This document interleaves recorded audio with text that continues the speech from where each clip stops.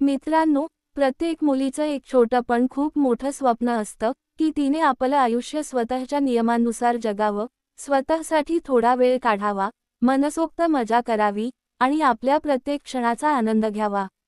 माझ्या बाबतीतही अगदी असंच काहीसं घडलं. जेव्हा मी कॉलेजमध्ये पोहोचले, तेव्हा मला पहिल्यांदाच खऱ्या अर्थाने स्वातंत्र्याची गोड झुळूक जाणवली. त्या क्षणी असं वाटलं, जणू आयुष्याचा एक नवा अध्याय सुरू झाला आहे. मित्रांनो, मी तुम्हाला सांगते, मी लहानपणापासूनच खूपच उत्साही, जिज्ञासू आणि थोडीशी खट्याळ होते. पण त्या वयात माझ्या भोवतालचं जग थोडं बंदिस्त होतं. माझ्या मनासारखा विश्वासू, समजूतदार आणि आकर्षक जोडीदार मला मिळाला नव्हता, जो माझ्या भावनांना खऱ्या अर्थानं ओळखेल, समजून घेईल.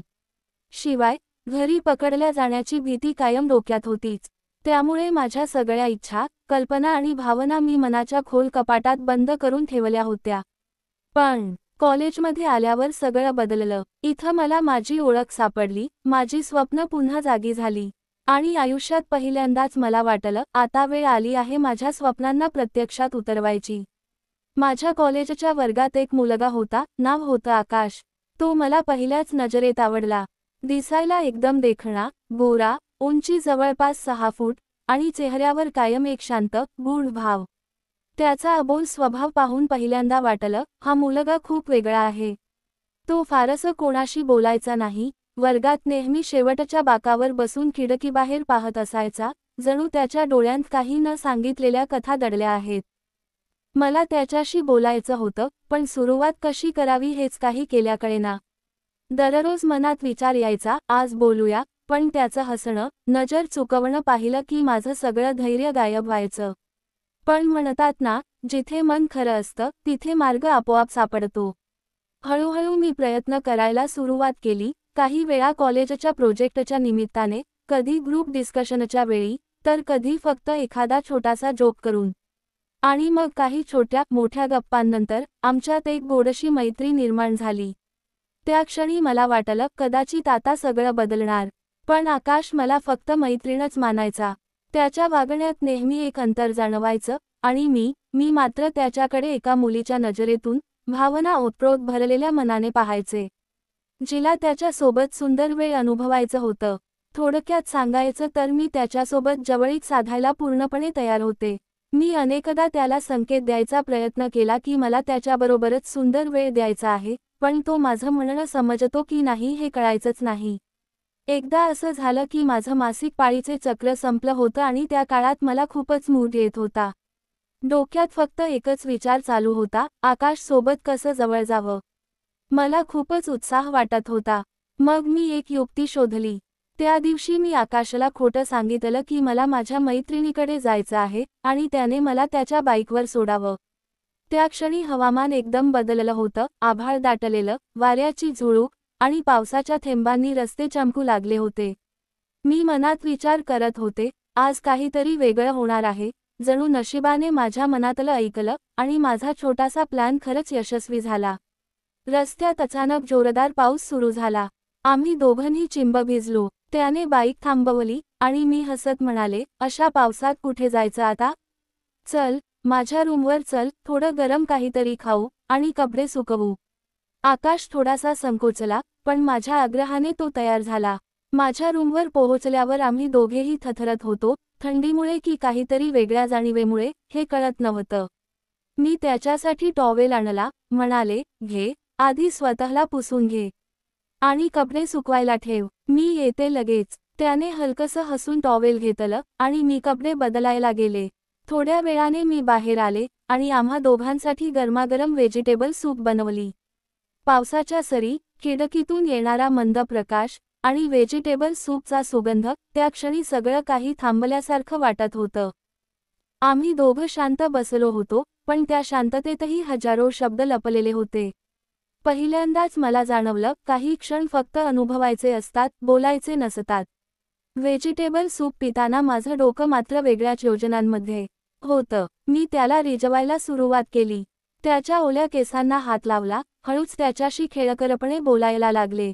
तो हळूहळू माझा इशारा समजत होता, पण डोळे मिळवायला तयार नव्हता. त्याच्या टॉवेलमधून त्याची भावना दिसत होती आणि माझं मन त्याच्याकडे आकर्षित होत होतं. मला खूपच उत्साह वाटत होता आणि इतका देखणा मुलगा माझ्यासमोर टॉवेलमध्ये बसलेला होता. मी कशी काय स्वतःला आवरू शकले असते? जेव्हा मला वाटलं की हा स्वतःहून काही करणार नाही, तेव्हा मी थेट बोलायचं ठरवलं. मी म्हणाले, आकाश, मला तू खूप आवडतोस. मी तुझ्यासोबत गर्लफ्रेंड सारखं वागते, पण तुला माझ्याबद्दल काय वाटतं? त्याने माझ्याकडे पाहिलं आणि लाजला. तो पुन्हा खाली पाहू लागला. मी चिडून म्हणाले, अरे, तू किती कंटाळवाणा आहेस. मी तुझ्याशी किती रोमॅन्टिक बोलते आणि तू काहीच साथ देत नाहीस. अखेर त्याने तोंड उघडलं. अगं, प्रिया, मला हे प्रेम, रिलेशनशिप वगैरे चक्करात पडायचं नाही. तुलाही माहितीये, मी कॉलेजमध्ये फारसं कुणाशी बोलत नाही. मी म्हणाले, हो माहितीये, पण मी कधी म्हणाले की मला तुझ्याशी रिलेशनशिप हवंय? मला फक्त तुझ्यासोबत सुंदर वेळेचा अनुभव हवा आहे. माझ्या तोंडून हे ऐकून तो थक्क झाला. मी पुन्हा म्हणाले, हो खरं सांगते, मला रिलेशनशिप नको, मला फक्त तू हवास. असं म्हणत मी त्याच्या भावनेवर हात फिरवला. तो एकदम हट्टाकट्टा आणि आकर्षक होता. त्याचे हात पकडून मी माझ्या व्यक्तिमत्वावर ठेवले आणि म्हणाले, मी खरं बोलते, मला तुझ्याकडून फक्त सुंदर वेळ हवा आहे, कोणतीही बंधन नको. शेवटी तो म्हणाला, ठीक आहे. बस, एवढं ऐकताच मी त्याला खाली पाडलं. त्याचे हात हळूच व्यक्तिमत्वावर गेले आणि तो त्याला सुंदर वेळ द्यायला लागला. आता आकाशही मला साथ देऊ लागला होता. मग मी पापी करत खाली सरकले. खाली पाहिलं तर त्याच्या टॉवेलमध्ये काहीतरी हालचाल दिसत होती. मी पटकन त्याचा टॉवेल काढला आणि पाहते तर काय, तो खाली पूर्ण मोकळा होता. आणि त्याची भावना दाटून आलेली दिसली. ते प्रत्यक्ष पाहिल्यावर खूपच भारी वाटलं. इतका परफेक्ट जोडीदार मिळाल्याने मी तर आनंदाने नाचू लागले. मी लगेच त्याच्या भावनेला तोंडाने सुंदर वेळ द्यायला सुरुवात केली. मी अगदी वेड्यासारखी त्याला सुंदर अनुभव देत होते. त्याच्या तोंडून, बेबी, उफ, तू किती मस्त आहेस, माय गॉड, अशा आवाज येत होत्या. मी ही संधी साधली आणि म्हणाले, आकाश, तू आठवड्यातून एकदा तरी माझ्यासोबत सुंदर वेळेचा अनुभव घेशील ना? तो म्हणाला, हो, माझी जान. मग तो अचानक उठला आणि व्यक्तिमत्व मोकळे करू लागला. मी त्याला मदत केली. मला तर वेड लागलं होतं, माझा चेहरा लाल झाला होता. मी पटकन त्याच्यासमोर व्यक्तिमत्व मोकळे केले. तो लहान मुलासारखा त्यांना सुंदर अनुभव घेऊ लागला. मला खरंच खूप मजा येत होती. कित्येक दिवसांपासून मला हा क्षण अनुभवायचा होता. मग मी अस्तित्व मोकळे केले. त्याची भावना माझ्या जीवनाला वारंवार स्पर्श करत होती. मला आता फक्त एकच हवं होतं, तो त्याची भावना आत टाकावी आणि मला सुंदर वेळेचा अनुभव द्यावा. पण मध्येच तो म्हणाला, जान, प्रेम करण्याच्या काही अटी आहेत. मी इतकी उत्साहित होते की मी काहीही ऐकायला तयार होते. मी विचार न करता होकार दिला. मग त्याने माझ्या जीवनात भावना टाकायला सुरुवात केली. मला दुखायला लागलं म्हणून मी त्याला थांबायला सांगितलं. आकाशचाही पहिलाच अनुभव होता, म्हणून मी त्याला पोझिशन बदलायला सांगितलं. मी त्याला खाली झोपवलं आणि मी त्याच्यावर चढले. इतकं दुखणं मला अपेक्षित नव्हतं. माझ्या डोळ्यातून पाणी आलं आणि मी त्याच्यावर तशीच पडले. माझी अवस्था पाहून आकाश व्यक्तिमत्व चोळायला लागला, मला पापी करायला लागला. काही वेळाने दुखणं कमी झालं. मग त्याने सुंदर वेळ द्यायला सुरुवात केली. काही वेळानंतर मला मजा यायला लागली आणि मीही त्याला साथ द्यायला लागले. मित्रांनो, खरंच सांगते, त्याच्या भावनेत इतकी मजा होती की माझे डोळे मिटून गेले. असं वाटलं की आयुष्याचा खरा आनंद आज मिळाला. काही वेळाने मी तर पूर्णपणे सुखाच्या लाटेत वाहून गेले. मी त्याच्यावर तशीच पडले. तो अजून पूर्ण झाला नव्हता. मध्येच तो म्हणाला, जान, माझ्या अटी ऐक. मी पदरात पाडले आणि म्हणाले, हो, सांग. त्याने ज्या अटी सांगितल्या, त्या ऐकून मी थक्क झाले. तो म्हणाला, प्रिया, तुझ्या सांगण्यावरून मी तुझ्यासोबत सुंदर वेळ दिला. आता तू फक्त माझ्या भावनेवर बसून स्वतःला सुंदर वेळ द्यायचं. दुसरी अट होती की मी अस्तित्वाचा त्याला सुंदर अनुभव देईल. तेव्हाच तो मला बाथरूमला जाऊ देईल, नाही तर नाही. मी आधीच वचन दिलं होतं, त्यामुळे मला मान्य करावंच लागलं. मग मी मोबाईलवर व्हिडिओ सुरू केलं. मी त्याच्या भावनेवर बसून त्याला सुंदर वेळ द्यायला लागले. काही वेळातच मी पुन्हा जीवनातून रंग सोडला. त्यानेही त्याच्या पिचकारीतून आताच सगळा रंग सोडला. मी आधीच गोळी घेतली होती, त्यामुळे काळजी नव्हती. मग त्याने दुसरी अट पूर्ण करायला सांगितलं, पण मी नकार दिला. आम्ही बराच वेळ एकमेकांसोबत बसलो. मग तो म्हणाला, एक आव्हान तुला पूर्ण करायचंय. तो म्हणाला, तुला खूप पाणी प्यायचंय. मला हे सोपं वाटलं म्हणून मी तयार झाले. मी खूप पाणी प्यायलं. मग त्याने मला खाली झोपवलं आणि माझ्या जीवनाभोवती हात फिरवायला लागला. काही वेळातच मला जोरात बाथरूमला जायची गरज भासली. मी उठून धावले, पण आकाशने मला पकडलं. तो म्हणाला, नाही, तू थांबायचं. हे आव्हान आहे, नाही तर मी तुझ्याशी पुन्हा बोलणार नाही. मला त्याचं ऐकावंच लागलं, नाही तर पुन्हा त्याच्यासोबत सुंदर वेळ कसा अनुभवता आला असता. मी खूप प्रयत्न केले, पण माझी अवस्था खराब झाली. माझे पाय थरथरू लागले. मी म्हणाले, आकाश, सोड ना. खूप जोरात लागलंय. मग त्याने मला उचलून बाथरूममध्ये नेलं. तेथे त्याने मला त्यात पोझिशनमध्ये बसवलं. मी घाबरले. तो म्हणाला, काही होणार नाही, जान. मग तो माझ्या अस्तित्वावर भावना फिरवायला लागला. मला थोडं बरं वाटलं, पण 2 मिनिटांनी त्याने भावना आत टाकली, तेव्हा माझी तर जीवघेणी अवस्था झाली. मी त्याला बाहेर काढायला सांगितलं, पण तो थांबला. मग त्याने पुन्हा त्याची भावना आत टाकली. मला इतकं दुखलं की सांगता येणार नाही. माझ्या डोळ्यांतून पाणी वाहायला लागलं. मी किंचाळले आणि त्याच वेळी खालून झरा वाहायला लागला. त्याच वेळी आकाशने सुंदर वेळ द्यायला सुरुवात केली. काही क्षणांनंतर मला यात खूप मजा यायला लागली. आकाश मला वेगळ्या पद्धतीने सुख देत होता. मला ही पद्धत खूप आवडली. काही वेळाने आकाशने आतमध्ये 4-5 रंगाच्या पिचकाऱ्या सोडल्या. असा माझा कॉलेजमधल्या जोडीदारासोबतचा सुंदर वेळेचा अनुभव होता. त्या दिवसानंतर जेव्हा मला एकटेपण वाटायचा, तेव्हा मी आकाशला बोलवायचे. अशा पद्धतीने तो माझा खास मित्र बनला. त्या पहिल्या अनुभवानंतर मी आणि आकाश बरेचदा भेटायचो, कधी माझ्या रूमवर, कधी त्याच्या फ्लॅटवर. पण आमचं नातं खूपच साधं होतं, कोणतंही बंधन नाही, फक्त मजा आणि सुंदर वेळ. आकाशला माझी ही बिनधास्त वृत्ती आवडायची आणि मला त्याचा तो अबोल पण आकर्षक स्वभाव. त्याच्या त्या गंभीर चेहऱ्यामागे लपलेली ती खट्याळ स्माईल मला नेहमीच भुरळ घालायची. कधी तो शांत असायचा, पण त्या शांततेतही एक ओढ असायची, जणू काही सांगायचं आहे, पण शब्द मिळत नाहीत. एकदा असं झालं की कॉलेजचा वार्षिक फेस्ट जवळ आला होता. सगळं कॅम्पस रंगीबेरंगी झालं होतं, लाईट्स, म्युझिक, हशा, आणि प्रत्येकाच्या चेहऱ्यावर उत्साह झळकत होता. त्या गर्दीत मी आणि आकाशही होतो, पण माझं लक्ष फक्त त्याच्यावरच होतं. त्या फेस्टमध्ये आम्ही दोघांनी एका डान्स इव्हेंटसाठी पार्टनर म्हणून रजिस्टर केलं. खरं सांगू, मला डान्सची फारशी आवड नव्हती. पण आकाशसोबत स्टेजवर, जवळून नाचायची संधी, ती मी कधीच सोडू शकले नसते. आम्ही प्रॅक्टिस सुरू केली. सुरुवातीला थोडं संकोच, थोडी हसू खिदळ होती, पण जसजसे दिवस गेले, तसतशी ती प्रॅक्टिस आमच्यासाठी एक गुप्त आठवण बनू लागली. प्रॅक्टिसच्या नावाखाली मी कधी त्याला हलकसं स्पर्श करायचे, कधी त्याच्या हाताला हात लावायचे, आणि त्याच्या कानात काही खट्याळ गोष्टी बोलायचे. तो थोडासा लाजायचा, पण तरीही मला साथ द्यायचा. त्या क्षणी आमच्यात एक निर्मळ, अंतही जवळीक वाढत गेली होती. एक दिवस प्रॅक्टिस संपल्यावर आम्ही कॉलेजच्या मागच्या गार्डनमध्ये बसलो. रात्र झाली होती, सुमारे 10 वाजले असतील. आकाशात असंख्य तारे चमकत होते, आणि सभोवताली शांतता होती. ना आवाज, ना गर्दी, फक्त आम्ही दोघं आणि ती थंडगार रात्र. मी हलकेच त्याच्या खांद्यावर डोकं ठेवलं आणि हळूच विचारलं, आकाश, तुला कधी असं वाटतं का, की आपण फक्त दोघंच या जगात आहोत? त्याने थोडं वेळ माझ्याकडे पाहिलं. त्या क्षणी त्याच्या डोळ्यात एक वेगळीच चमक, एक अस्वस्थ पण गोड भावना दिसली. तो हळूच म्हणाला, प्रिया, तू खूपच स्पेशल आहेस. पण मला भीती वाटते, की आपण खूप जवळ गेलो, तर कदाचित काहीतरी हरवून बसेन मी. त्या क्षणी मी काहीच बोलले नाही, फक्त त्याच्याकडे पाहत राहिले. पावसाच्या थेंबांसारखी ती रात्र मनात कोरली गेली. शांत, सुंदर, आणि थोडीशी अधुरी.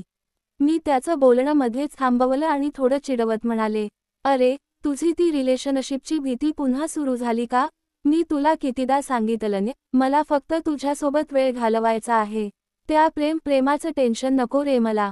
तो माझ्याकडे पाहून हलकसं हसला, आणि मग आम्ही दोघं त्या गार्डनच्या बाकावर एकदम शांत बसलो. रात्रीचा वारा अंगावर येत होता, पानांच्या सळसळीचा आवाज आणि दूरवरून येणाऱ्या क्रिकेटच्या किर्र आवाजात एक शांत पण गूढ वातावरण पसरलं होतं. गप्पा मारताना मी मात्र दुसऱ्याच विचारात होते.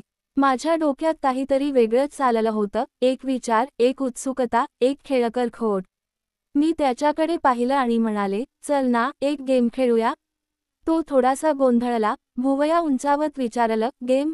आता, रात्रीच्या या शांत गार्डनमध्ये? मी हसले, हो ना. तू मला एक आव्हान दे, आणि मी तुला एक. बघू कोण जास्त धाडसी आहे. त्याने थोडा संशयाने माझ्याकडे पाहिलं, जणू विचार करत होता, ही पुन्हा काय करू पाहते? पण मग हलकं स्मित करत म्हणाला, ठीक आहे, चालेल, पण आधी तुझं आव्हान सांग. मी ओठांवर स्मित आणलं आणि त्याच्याकडे पाहत म्हणाले, ठीक आहे, मग ऐक. मी हसले आणि म्हणाले, तुला मला इथेच, या गार्डनमध्ये, सगळ्यांना न सांगता एक पापी करायचंय. त्याचा चेहरा लाल झाला. तो म्हणाला, प्रिया, तू खरंच वेडी आहेस. येथे कोणी पाहिलं तर? मी डोळे मिचकावले आणि म्हणाले, अरे, रात्रीच्या अंधारात कोण पाहणार? आणि तुला माझ्यासोबत मजा करायची नसेल तर सांग. शेवटी त्याने हार मानली. त्याने माझ्या गालावर हलकेच एक पापी दिलं, पण मी कुठे इतक्यात थांबणार होते? मी त्याच्या गळ्यात हात टाकले आणि त्याला खेचून एक लांबलचक पापी केलं. त्याला काही केल्या काय करावं ते सुचेनासं झालं. त्याच्या गालावरचा तो लाजरा भाव पाहून मला मात्र अतोनात मजा यायची. त्याच्या प्रत्येक प्रतिक्रियेत एक निरागसपणा होता आणि मला त्या लाजण्यातच एक वेगळीच ओढ जाणवायची. थोड्या वेळाने त्याची वेळ आली. तो थोडा गंभीर झाला आणि म्हणाला, ठीक आहे, आता माझं आव्हान ऐक. उद्या रात्री तुला माझ्यासोबत एका खास जागी यायचं आहे. पण मी सांगितलेल्या गोष्टी तुला मान्य कराव्याच लागतील. त्याच्या डोळ्यांत त्या क्षणी एक गूढ चमक होती, जणू काहीतरी गुपित दडलेलं होतं.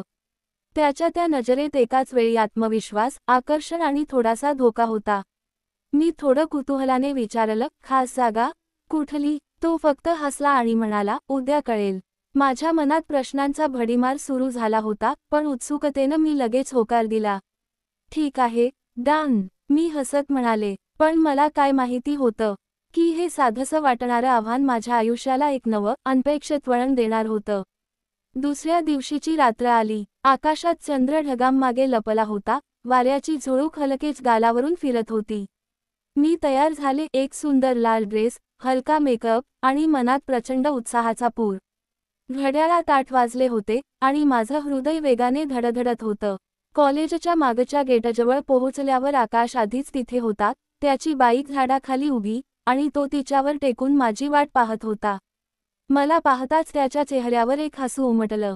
त्याने मला हेल्मेट दिलं आणि म्हणाला, चल, आज तुला एक खास जागा दाखवतो.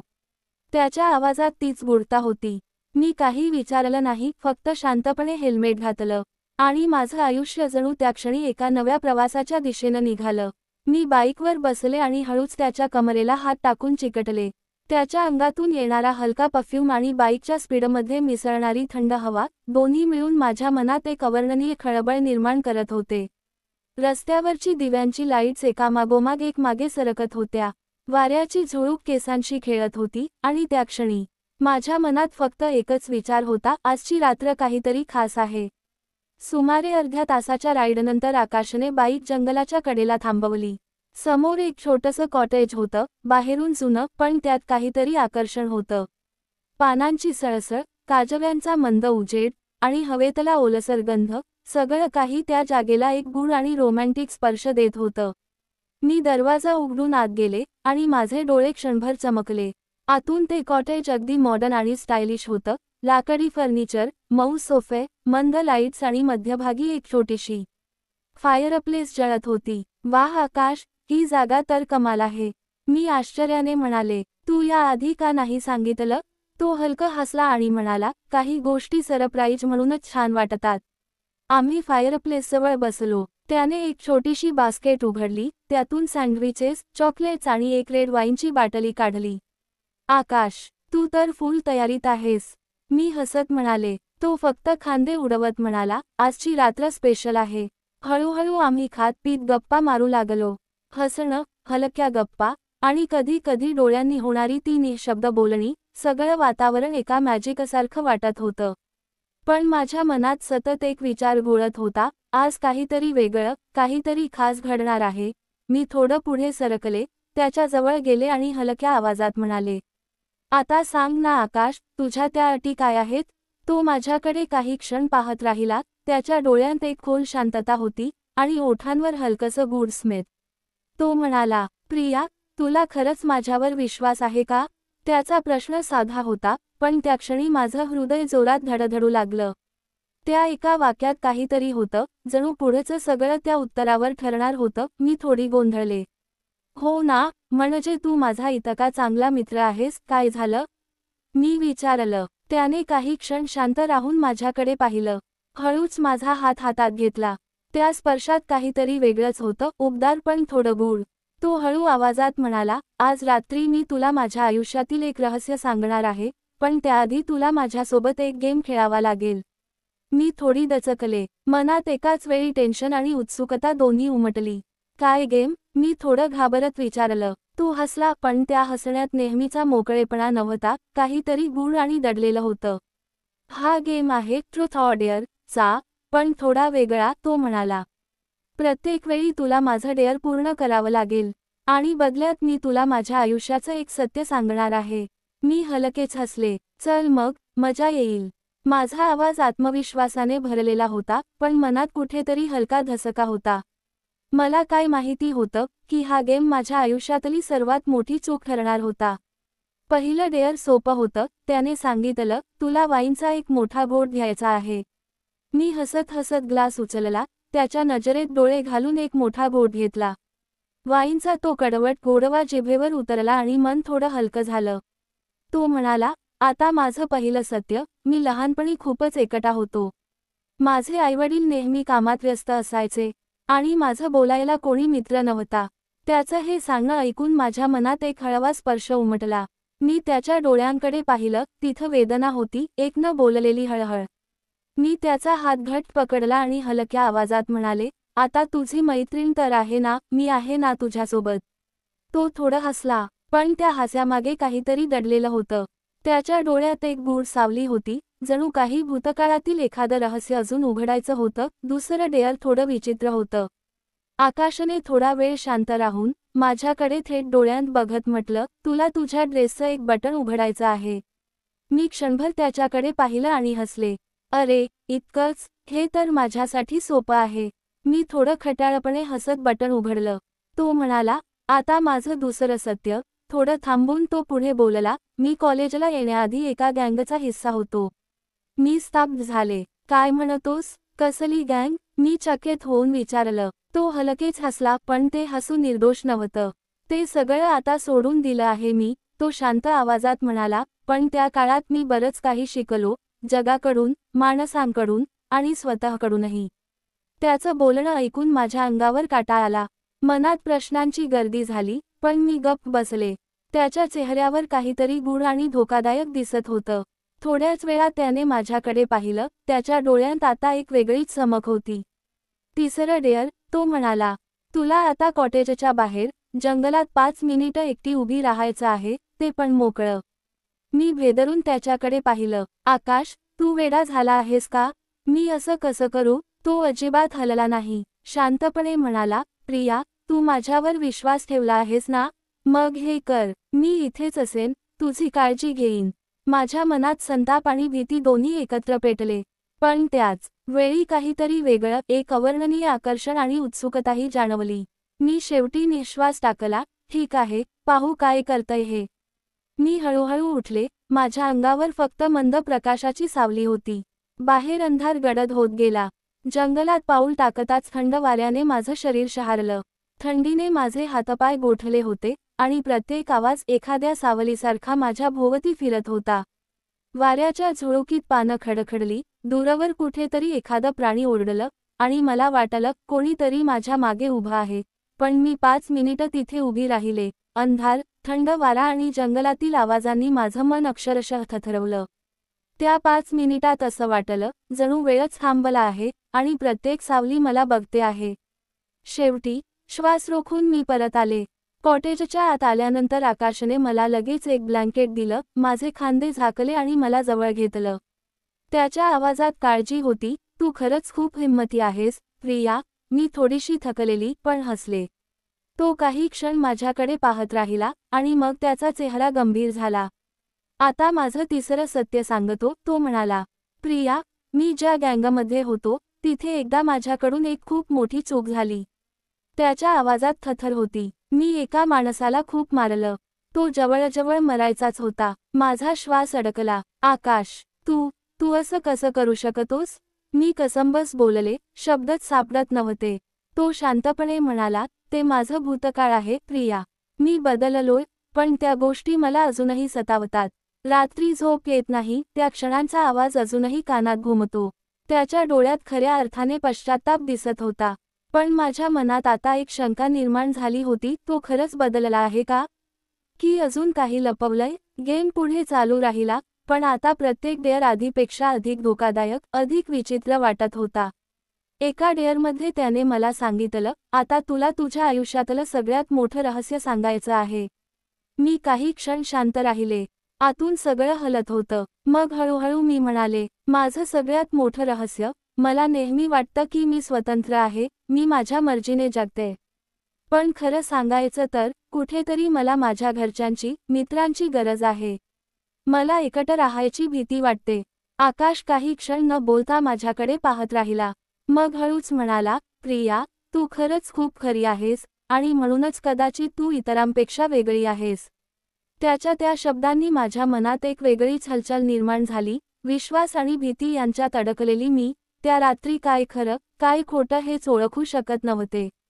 पण मग त्याने जे पुढचं सत्य सांगितलं, त्या क्षणी माझ्या पायाखालची जमीनच सरकली. आकाशचा आवाज कंप पावत होता, प्रिया, मी तुला खोटं सांगितलं होतं. मी त्या गँगमधून पूर्णपणे बाहेर पडलो नाही. ते अजूनही माझ्या मागे आहेत, आणि त्यांना तुझ्याबद्दल माहिती आहे. क्षणभर मला असं वाटलं, जणू खोलीतला हवा शून्य झाली. डोळ्यासमोर सगळं फिरू लागलं. काय? माझ्याबद्दल? मी थरथरत्या आवाजात विचारलं. आकाश, तू मला हे आधी का सांगितलं नाहीस? मी अक्षरशः किंचाळले. तो माझ्याकडे पाहत म्हणाला, मी तुला वाचवायचा प्रयत्न करत होतो, प्रिया, पण आता गोष्टी हाताबाहेर गेल्या आहेत. त्यांना वाटतं की तू माझ्यामुळे त्यांच्या गुप्त गोष्टी जाणून घेतल्यास. माझं हृदय जोरात धडधडू लागलं. मी तत्काळ उठले, आणि दरवाजाकडे धावले. दरवाजा घट्ट बंद होता, बाहेर फक्त काळोख आणि वाऱ्याचा भीषण आवाज. आकाश, हा सगळा काय खेळ आहे? मी घाबरलेल्या आवाजात ओरडले. हे सगळं प्लॅन केलंय का तू? तो पटकन पुढे आला, माझे दोन्ही हात पकडले, त्याचे हात थरथरत होते. प्रिया, माझ्यावर विश्वास ठेव. मी तुला काही होऊ देणार नाही. पण तुला आता माझ्यासोबत यावं लागेल. त्याच्या डोळ्यांत भीती होती, पण ती भीती माझ्यासाठी होती की त्याच्यासाठी, हे मला समजेनासं झालं. माझ्या मनात विचारांचं वादळ उठलं होतं. त्याच्यावर विश्वास ठेवावा की नाही, हेच कळत नव्हतं. तो मला वाचवतो आहे का फसवतो आहे? ही रात्रीचं भयान वास्तव आहे का एखादं जाळं? त्या रात्री आकाशने मला त्या जुन्या, शांत कॉटेजमधून बाहेर काढलं. थंड वाऱ्याची झुळूक चेहऱ्यावर येत होती, आणि अंधार इतका गडद होता की श्वास घ्यायलाही भीती वाटत होती.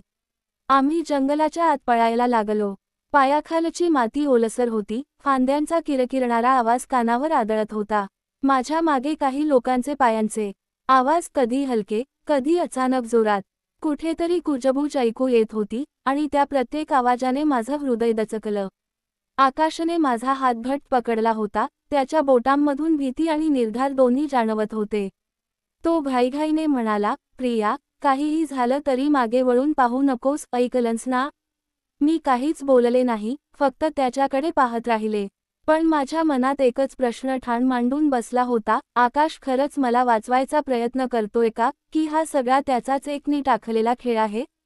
काही वेळानंतर आम्ही एका जुन्या, ओलसर गुहेजवळ थांबलो. गुहेचं तोंड काळं, भीतीदायक आणि रहस्यमय होतं. तेवढ्यात तिथे एक माणूस उभा दिसला, डोक्यापासून पायांपर्यंत काळ्या कपड्यांत, चेहरा अर्धा स्कार्फने झाकलेला. आकाशने त्याच्याशी काहीतरी हलक्या आवाजात बोलणं केलं. त्यांच्या शब्दांमधून मला काहीही समजलं नाही, फक्त त्यांच्या नजरेतलं तणावाचं सावट जाणवत होतं. थोड्या वेळाने आकाश माझ्याकडे वळला. त्याचा चेहरा अंधारात अर्धवट दिसत होता.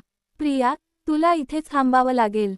मी परत येईन. नाही, तू मला इथे एकटी सोडू शकत नाहीस. मी घाबरून किंचाळले, पण त्याने काहीच उत्तर दिलं नाही, फक्त माझ्याकडे एक गंभीर, पण नाजूक नजर टाकली, जणू काही सांगायचं होतं पण शब्द सापडत नव्हते. आणि मग तो त्या माणसासोबत जंगलाच्या दिशेने निघून गेला. मी गुहेत एकटी उभी राहिले. आजूबाजूला फक्त अंधार, थंडी आणि त्या विचित्र आवाजांची संगत. कुठेतरी पाण्याचा थेंब टपटप आवाज करत होता, आणि प्रत्येक क्षण माझ्या आतल्या भीतीला कुरतडत होता. माझ्या हातात आकाशने दिलेली एक छोटीशी टॉर्च होती.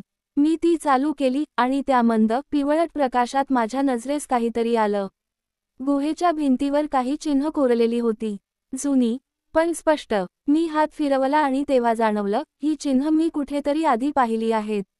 अचानक आठवलं, कॉलेजच्या लायब्ररीत, एका जुन्या पुस्तकात, मी अशीच चिन्ह पाहिली होती. त्या पुस्तकात काही गुप्त गँगबद्दल लिहिलं होतं, जी कॉलेजमध्ये अजूनही सक्रिय होती.